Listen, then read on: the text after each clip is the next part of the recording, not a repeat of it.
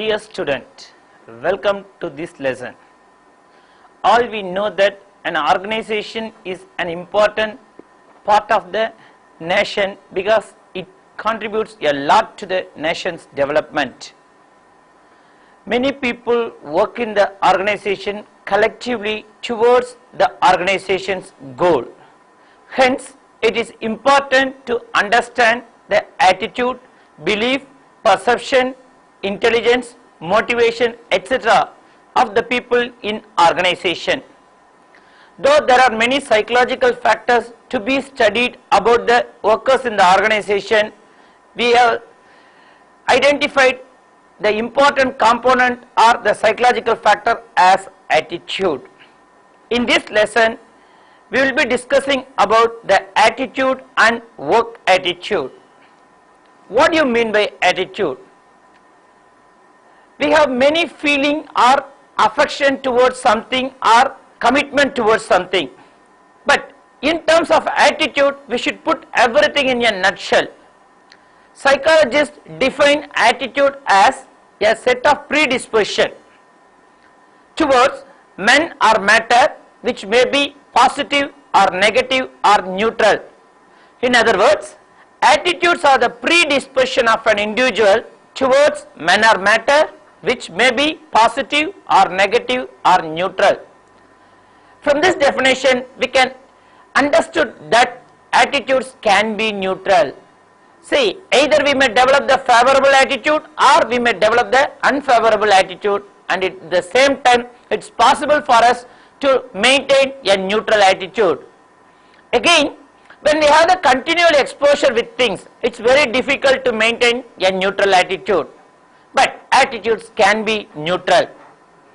If you observe things from this definition, you can say that we may either develop a favorable attitude towards certain things or unfavorable attitude towards certain things. If you take an organization, the favorable or unfavorable attitude of the employees may affect the organization's productivity. In other words, the employee's attitude toward the organization may affect the productivity of organization. Hence, it is very important for a psychologist or for a manager to understand about the attitudes of worker in their organization. Actually, attitudes are the evaluative statements relating to objects, people or events. It reflects how one feels about something. For example, if you like something, you are exhibiting favorable attitude towards that thing. If you dislike something, you are exhibiting unfavorable attitude towards those things. Neither you have the exposure or neither you like nor you dislike, then sometimes we are trying to maintain a neutral attitude. But attitudes are important because of their links to behavior. In other words, attitudes are the ruling system of the human behavior. We behave according to our attitude. Probably you may recall the definition about self. Self is the psychological entity in which the concept of me and my are blended together. And if we take the components of self, we have the ABC of self. A refers to attitude, B refers to behavior, and C refers to character. In other words, these three components lead to the formation of self. Attitudes governs the human behavior. The consistent pattern of behavior may be labeled as the character of an individual. Due to the labeled character, we are trying to reframe our attitude. This is the correlation between attitude, behavior and character, which in turn helps the formation of self. Attitudes are also an integral part of the world of work. Attitude indicates how an individual is likely to behave in a certain situation. Managers should understand the bad attitude or good attitude of workers because studies reveal that poor performance is attributed by bad attitude, lack of motivation and lack of trust on management. Therefore, it's important for the manager to have the thorough idea about the attitude of the workers. In turn, he can plan his future action. The ABC model of attitude. See, instead of studying the attitude directly, if we assess the attitude in terms of its component, then we can have the better understanding about the attitude. The ABC model of attitude refers to the affect, behavioral intention and cognition components of the attitude. First, let us discuss the affect. Affect are nothing but the emotional components of the attitude. It is nothing but the individual's feeling about something. Normally, affect is measured by the psychological indicators such as blood pressure. These indicators show changes in the emotion, but depending on our affect, we behave in a particular fashion, or most of the time we develop the aversion depending on our affect. The second component of the attitude is behavioral intention. In other words, intention to behave in a particular manner or in a certain way towards an object or person. For example, if we have the positive attitude about our own superior or supervisor, then this behavior may be inferred from many ways. For example, the way you behave with the supervisor, how you are extending your support, warmth, feeling, etc. to the supervisor, we can infer the positive attitude of the worker. Similarly, the negative attitude towards a supervisor can be easily inferred from the hostile behavior of the worker or the indifferent behavior of the worker. So, the behavioral intention governs the behavior, and we can measure the behavioral intention by observing the behavior of the person itself. Moreover, we can measure the behavioral intention by asking a person about a particular situation or behavior or intention. Even from the verbal expressions, we can infer the ulterior motivation or the intention behind the particular behavior. The third component of the attitude is cognition. The cognition includes thought which reflect a person's perception or beliefs. Cognitive elements are normally the evaluative beliefs and are measured usually by the attitude scales. By assessing these components, we can have a better understanding about the attitude of workers in a better manner. For example, if you understand the affective, behavioral intention and cognitive component, you can form the complete picture about the attitude of the worker as well as the ulterior motivation of the workers. Whenever we are studying about the attitude, we shouldn't forget about the important term cognitive dissonance. Cognitive dissonance, whenever we have the confusion or quarrel between either two of our attitudes or attitude versus behavior, we are experiencing an unpleasant feeling or tension. In other words, it is essential for us to maintain the consistency between either two of our attitude or attitude with behavior. Whenever you have the problem between two of your attitude, or whenever you have the problem between your attitude and the behavior, you feel the unpleasant emotional state called cognitive dissonance. Due to the cognitive dissonance, we develop conflict within ourselves. Most of the time, the cognitive dissonance leads to ethical dilemma or moral dilemma. The cognitive dissonance produces tension in the part of the individual. So, due to the cognitive dissonance, the workers may not capable of concentrating on their work. Due to the cognitive dissonance, the workers may be forced to quit the job. So, it's important for the managers to be careful about the cognitive dissonance of the workers, and they should help the workers to change either the attitude or the behavior for resolving the cognitive dissonance. For example, as a supervisor, you may be interested in extracting work from your subordinate, but at the same time the subordinate doesn't listen to your word. So you are making a complaint about the subordinate to the manager, and the manager has asked you to punish the subordinate, but basically you don't have the behavioral intention or attitude to punish the other person. For example, if you issue the memo, that will be entered in the service record of the subordinate.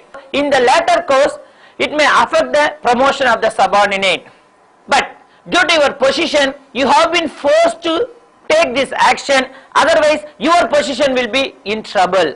So, normally you have the ethical dilemma between your position and the position of the worker in your own organization. This is the situation. Either you should take the action or you should Face the consequences from your authority, otherwise you will be in trouble. This is the ethical dilemma in which we have the inconsistency between two of our attitude. Sometimes you may have the problem between your attitude and the behavior. For example, you want to quit the place, but due to the compulsion you may be forced to sit in the place. For example, you may not like to perform a particular job or activity, but due to the compulsion you have been forced to perform that activity. If this is the situation, again we are getting the ethical dilemma or moral dilemma, which is known as cognitive dissonance. Many research studies reveal that this type of cognitive dissonance compel the worker to quit the job. If we are unaware of the cognitive dissonance of the workers, we may be losing the real worker of our organization. Hence, it is imperative for the managers to think about the attitude, the component of attitude, and the cognitive dissonance among the workers. Thereby, as a manager, you can help the other workers to resolve their cognitive dissonance. Then, we have seen about the ABC model of attitude. In continuation to the model of attitude, you should know about the formation of attitude. We form the attitude through two methods. One is direct experience and the other one is social learning. Direct experience has the powerful influence on the attitude formation. For example, if you consistently receive criticism, negativism from your co-worker or from your superiors or from your subordinates, then automatically you may develop the negative attitude towards those people. Then, if you get the continuous encouragement from your father, or if you get the continuous encouragement from your family members, then definitely you are getting more satisfaction and you are trying to show your affection towards them just because of these positive experiences. So, direct experiences are the powerful sources of the formation of attitude because of its availability. Then the second method is social learning. Even if you take social learning, I hope that you could have studied about the social learning in your first year. In the social learning, we adopt two methods. One is imitation and the other one is modeling. Imitation, the mere imitation is nothing but parrot type of learning.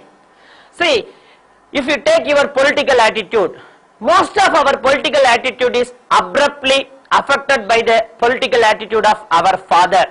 Just because they are casting their votes to the particular party, we try to follow the same pattern, or we are abruptly following the same pattern and we cast the vote to the same particular party. This is nothing but your parrot learning, mere imitation. But the second one is modeling. In the modeling, we are selecting the role model and we observe the role model, thereby we are learning our attitude or forming our attitude. Then, whenever you are observing the role model, the four processes must be takes place. One is the learner must focus attention on the model, because you know that attention is the critical part of our perception. Only when you are attending the things, attending the objects, you can have the meaning out of it. So the learner must focus attention on model. Number two, the learner must retain what was observed from the model, because we are capable of observing each and everything in the roadside and immediately on the next second we will forget all the incidences. For example, students may forget the information passed by the teacher in the classroom. When the teacher passed the information, the student must retain what he observed from the teacher. Number three, the learner must practice the behavior. You know the meaning for the learning. In the learning, we have seen that practice is the important aspect of our learning. Our practice makes man perfect. So, whenever you want to learn something, you must practice that particular behavior. Only then you can acquire the mastery over the behavior. Number four, the learner must be motivated to learn from the model. You know that motivation is the state within an organism which determines the human behavior, or motivation is the state within an individual which impels or compels an individual to behave in a certain fashion. Hence, unless you have the motivation to learn from the model, you can't learn anything from the model. The attitude and behavior correspondence depends on 5 factors. The first one is attitude specificity. We possess both general attitude as well as the specific attitude. If greater the attitude specificity, the stronger its link to behavior. The second one is attitude relevance. The address which we have some self-interest or the issue we have some self-interest are more relevant for us, and our subsequent behavior is consistent with our expressed attitude. The third one is timing of measurement. The shorter the time between the attitude measurement and the observed behavior, the stronger the relationship. The fourth one is personality factors. Personality factors affect the behavior. For example, our self-monitoring affects our own behavior. The last one is social constraints. The social context provides information about acceptable attitudes and behaviors. So far, we have discussed about the meaning of attitude, components of attitudes, and the formation of attitude. Further, we have discussed about the importance of attitude on human behavior. Then discuss about the work attitudes. Attitudes affect behavior either directly or indirectly. Studies reveal that many types of attitude affects the human behavior. Robbins emphasized 3 important attitudes which are relevant to work, and he termed all those things as the work attitudes. The important work attitudes are: number 1, job satisfaction; number 2, organizational commitment; number 3, job involvement. First, let us see about the job satisfaction. Job satisfaction refers to a pleasurable or positive emotional state resulting from the appraisal of one's job or job experiences.